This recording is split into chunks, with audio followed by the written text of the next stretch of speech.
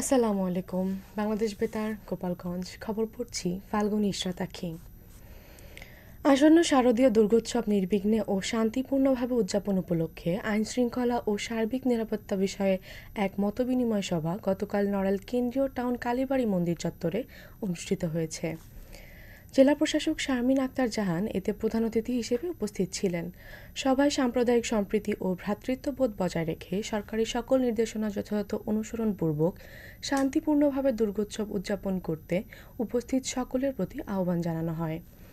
এছাড়া পূজা মণ্ডপে CC camera স্থাপন, স্বেচ্ছাসেবক নিয়োগ, কোলাপসিবল গেটের ব্যবস্থা করা, পূজা মণ্ডপে পর্যাপ্ত আলোর ব্যবস্থা করা এবং সার্বিক নিরাপত্তা নিশ্চিত করতে পূজা মণ্ডপে পালাক্রমে ডিউটির ব্যবস্থা করার জন্য পূজা উদযাপন কমিটিকে অনুরোধ করা হয়।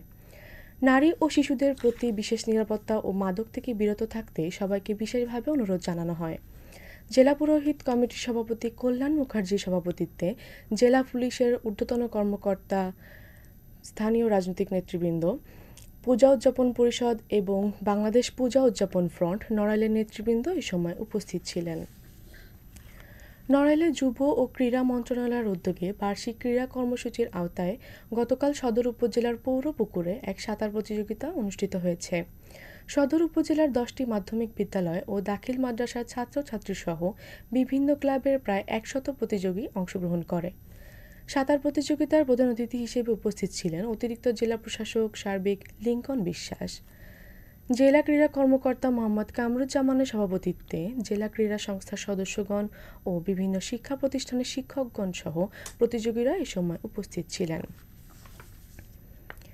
৭২-এর সংবিধানকে ভারতীয় আধিপত্যবাদী বন্দোবস্ত উল্লেখ করে বাংলাদেশ খেলাফত মজলিসের আমির শাইখুল হাদিস আল্লামা মামুনুল হক বলেছেন, ভারতীয় সংবিধানের মূলনীতির ভিত্তিতে প্রণীত ও ৭১-এর মুক্তিযুদ্ধের চেতনার পরিপন্থী ৭২-এর সংবিধান বাংলাদেশে চলতে দেওয়া হবে না। তিনি গতকাল স্থানীয় পৌরসভার মুক্ত মঞ্চে খেলাফত মজলিস গোপালগঞ্জ জেলা শাখা আয়োজনে অনুষ্ঠিত মহাসমাবেশে প্রধান অতিথির বক্তৃতায় এসব কথা বলেন।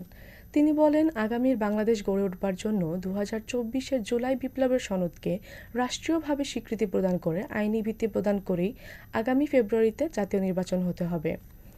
মুফতি ফারুক হাসান নবদীর সভাপতিত্বে সভায় প্রধান বক্তা ছিলেন বাংলাদেশ খেলাফত মজলিসের মহাসচিব মাওলানা জালাল উদ্দিন আহমেদ। এ সময় বিশেষ অতিথি হিসেবে মাওলানা আতাউল্লাহ আমান, মুফতি শারাফাত হোসাইন, মাওলানা আব্দুর রহমান হেলাল, মুফতি নাসির উদ্দিন সহ কেন্দ্রীয় নেতৃবৃন্দ বক্তব্য রাখেন। সমাবেশে ওলামায়ে কেরাম সহ খেলাফত মজলিসের বিপুল সংখ্যক কর্মী সমর্থক উপস্থিত ছিলেন। বিএনপির জাতীয় নির্বাহী কমিটির সহ সাংগঠনিক সম্পাদক সেলিমুজ্জামান সেলিম বলেছেন, বিগত 16 বছরের শাসনকালে একটি জালিম ও ফ্যাসিস্ট সরকার দেশের সম্পদ লুটে বিদেশে পালিয়ে গেছে। এই 16 বছরে দেশ থেকে প্রায় 30 লক্ষ কোটি টাকা চুরি হয়েছে, যা পুরো 4টি দেশের বাজেটের সমান। গতকাল গোপালগঞ্জের মুকসুদপুর উপজেলার কাশালিয়া ইউনিয়ন পরিষদ মাঠে অনুষ্ঠিত কর্মী সমাবেশে তিনি এসব কথা বলেন। এর আগে তিনি দক্ষিণ কাশালিয়া সরকারি প্রাথমিক বিদ্যালয়ের সামনে এক পথসভায় বক্তব্য রাখেন। কাশালিয়া ইউনিয়ন বিএনপির সভাপতি ফারুক মিনার সভাপতিত্বে বিপুল সংখ্যক দলীয় নেতাকর্মীরা এই সময় উপস্থিত ছিলেন। গণফোরামের ভারপ্রাপ্ত সভাপতি অ্যাডভোকেট সুব্রত চৌধুরী বলেছেন, সংস্কারের নামে বিদেশি নাগরিক এনে আমাদের সবক দেওয়া হচ্ছে। গণফোরামের পক্ষ থেকেও আমরা চাচ্ছি তাদের সাথে আলোচনা করতে। গতকাল গোপালগঞ্জ শহরের একটি রেস্টুরেন্টে জেলা গণফোরামের আহ্বায়ক অ্যাডভোকেট কাজী মেজবা উদ্দিনের স্মরণ সভায় প্রধান অতিথির বক্তব্যে তিনি এসব কথা বলেন। তিনি বলেন, আগামী নির্বাচন বানচালের চেষ্টা প্রতিহত করা হবে। জুলাই সনদকে ৭২ সংবিধানের উপর চালিয়ে দেওয়ার চেষ্টা হচ্ছে। সংবিধান পরিবর্তন করবে পরবর্তী নির্বাচিত সরকার। অ্যাডভোকেট নওশের আলীর সভাপতিত্বে সংগঠনের সাধারণ সম্পাদক ডাক্তার মিজানুর রহমান, গণফোরামের কেন্দ্রীয় নেতা KM জগলুল হায়দার আফ্রিক, শাহ নুরুজ্জামান, বিভিন্ন রাজনৈতিক দলের নেতৃবৃন্দ ও সুধীজন সহ বিভিন্ন শ্রেণী পেশার মানুষ উপস্থিত ছিলেন। খেলার খবর, হ্যান্ডবল।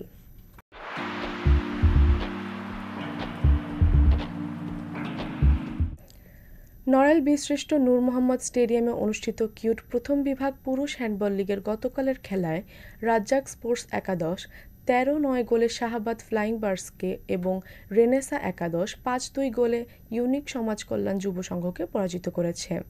জেলার মোট 24টি ক্লাব হ্যান্ডবল লিগে অংশ নিয়েছে। সবশেষে আবহাওয়া।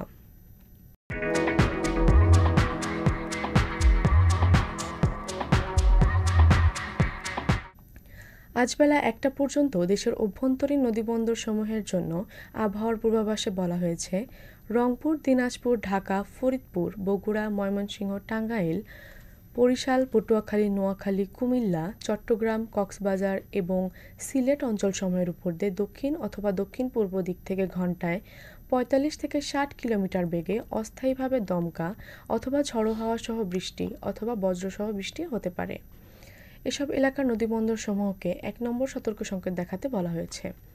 খবর শেষ হলো। আমাদের পরবর্তী খবর প্রচারিত হবে সকাল ১০টা ৩০ মিনিটে বাংলায়।